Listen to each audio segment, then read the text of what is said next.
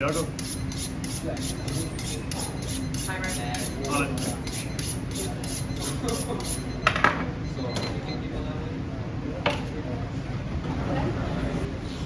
Okay. That'll go off in a second. That's a convection oven with chocolate torts cooking. Good morning, everybody. Morning, Chef. All right. Today should be a fun day. Today we're going to be learning a new cookery method using our rice and grains unit. All right. Last time we were in here, we cooked tabbouleh. What was the name of the cooking method we used to cook the grains for our tabbouleh? Steaming. This is the steaming method. The introduction of grains into a boiling hot liquid. Right, and the most important method in there is the lid that goes on top of that to lock in the steam and help them swell. That way when you opened up the lid again, there was literally no water remaining in those grains, okay? Today we're gonna introduce the liquid in a different manner, and the attention to detail here is gonna really make the final process. You can absolutely cook the kind of rice that we're making today, much in the way that you would steam it, but this rice is specially designed to make this creamy final product, known by the name of its cooking method, risotto. All right, risotto is made with a very special rice called arborio rice. Arborio rice contains a very special outer layer of starch. If you guys were to look at the grain up close, you guys would see a flexible line of starch surrounding a hard grain of rice. Today our task is to turn the starch that surrounds our grain of rice into a beautiful sauce that surrounds our dish. When this is made in the correct fashion, it eats a lot like mac and cheese. Right? It is a comfort food eaten throughout Italy, and that's where this cooking method originates from. Really not that complicated, right? But once again, in this kitchen, it is not what we are doing, but how we do it that makes the food good. All right, if we just put water in this, brought it up to the heat with all the methods and all the ingredients, it's absolutely not gonna make what we have. All right, so let's get straight to it. Hot pan first, hot oil second. We're gonna be using a blend of hot pan with hot oil. Today we're gonna be cooking with butter, but because we're gonna get the butter up to such a high temperature, since we're gonna be cooking with the butter to such a high temperature, I'm gonna be using oil to cushion the amount of time I can use the butter for. If I have this butter directly exposed to heat, inside of this there are milk solids that will burn before I'm ready to go. All right, make sure you have your mise en place done before you start cooking. I'll be able to cook in the order I deem fit because I'm standing next to my pan. All right, straight into there and allow that butter to melt in its entirety. In the meantime, we'll small dice an onion. Quick review of how to small dice. You got a root end and a stem end. Stem end comes flat off. You start peeling your ingredient down. Peel like a banana, down to the root. If they're in the fridge, this outer section will be pliable. If you're in your dry storage room, you'll find that this is a little bit more papery, pulls apart easier. If you see any dark green on the outside, that's going to be inedible. Otherwise, your peel should dangle from your root like so. We're going to pull that down, have the root straight up and the flat side down. Now straight through the root. Turn my heat down slightly. Straight through the root. Fingers together. End of your knife into the onion and swing it back in. We're doing a small dice, so that'll be 1/4 inch slices going vertically. Will be the next step. Slice vertically, 1/4 inches apart. Down with the tip of my knife, not going through the back of my onion. So I leave those little small dice fingers for myself. Then just slice straight through. You notice in my pan I'm starting to brown my butter. I want that flavor, but I do not want black butter. I want golden brown, what we call a Bernousset or a brown butter.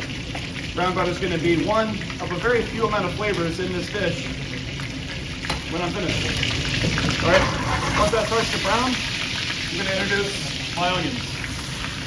There should be a little knob of butter left over for you in there. Right, as the butter gets the onions into it, it's going to cool down. I'm going to rock the heat of my pan down, and I'm going to let these swim. To this, I'm going to add some salt.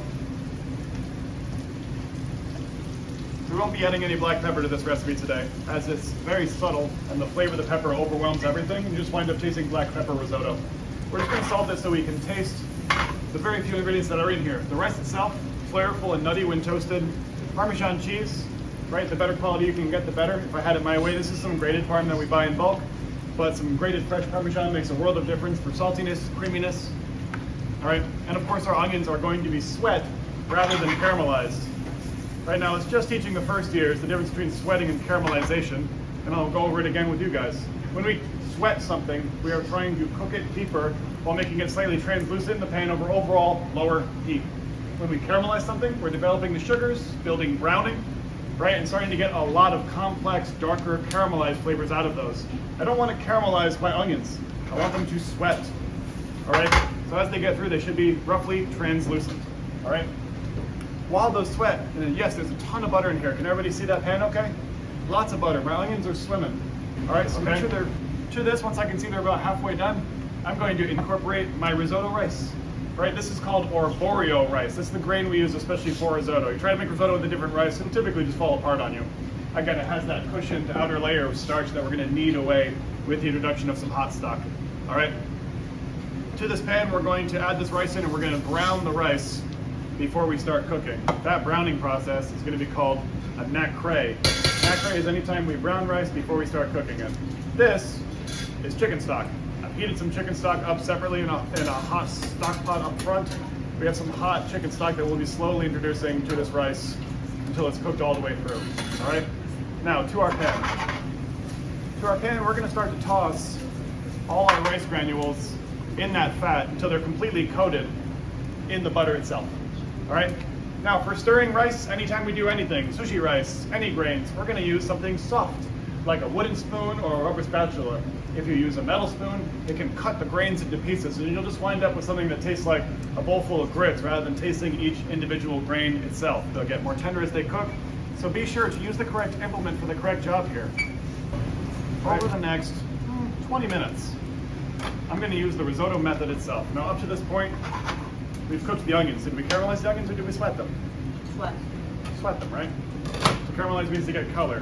Right? For our rice that went into here, covered it in that brown butter, right? And we are going to nacre those rice granules, right? These are basically our two flavors so far, the sweat onions and our toasted rice, right? Don't introduce any liquid to this pan until you are completely done cooking, because this is the last time anything is going to be cooked in this pan without touching liquid, meaning it will be using a wet cooking method, boiling, steaming, that kind of thing, instead of caramelizing, cooking, sweating. So I want to make sure to introduce as much flavor to my pan as I can during this section. Keep it stirring. If anybody makes yellow rice at home, at this point you'll basically add a little bit of tomato, some sazon, things like that. We're going to be kind of following that same move, except not with so much liquid at a time. With our chicken stock, once my rice is toasted, I should start to smell something like toasted almonds or toasted hazelnuts. I smell that coming from my pan, so I know that my rice is cooked, and I'm going to want to start introducing liquid. All right, a little bit at a time. I'm going to be adding some hot stock in this pan, and I should hear a nice loud sizzle every time. This stock was previously heated. I don't want to add cold stock to this pan. It'll take the temperature of my rice down too much. You're going to start working that in my pan. Now, whoever's on your pan for your group, you're going to be constantly stirring this risotto for the entire time it's cooking. So alternate arms, because it's going to get tiring. The reason we're stirring it is because if anyone can see the liquid I've already added, you see how the liquid comes out milky? That is literally the starch falling off the ends of the rice itself. All right, and as it soaks up, I'm going to gently add a little bit more stock at a time, always trying to get that texture where the grains are rubbing together, pushing against one another, rubbing the starch off of their neighbor, right, and creating the sauce that this is all going to be sitting in. Like I said, this rice doesn't, as we cook this through, we're going to slowly introduce stock until your rice is tender, right? This varies on the humidity of the day, the temperature of your stock, and a couple other factors.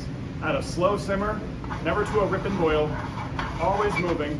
Once you get to a certain point, you're going to notice that some of the rice starts to stick to itself. And you can flip the pan to make what's called this wave. There's an awesome Italian name for it, chef. It's a Landra. Landra. Yeah. Landra. To make the landra, or the wave, right, is building the starch by pressing it up against each other and basically dropping on itself. Think of it like kneading a loaf of bread. As you get that move, you'll be able to introduce more stock and continue the cooking process. 2 minutes. And again, we're going to be adding, right, the very last step before we serve is we're going to finish this. You notice I've only salted once. I salted when my onions went in. I don't want to salt these grains because my cheese is so naturally salty that this will basically be the main salt of my ingredient. Right? The same way we're also introducing flavors with chicken stock, right? High quality, delicious chicken stock made with the aromatics that are present in there will be more than present in this itself. All right? So right before we come to the plate, we'll be adding our Parmesan cheese at the very last moment. Okay? So teams of two today, and I will encourage you guys, I have porta burners.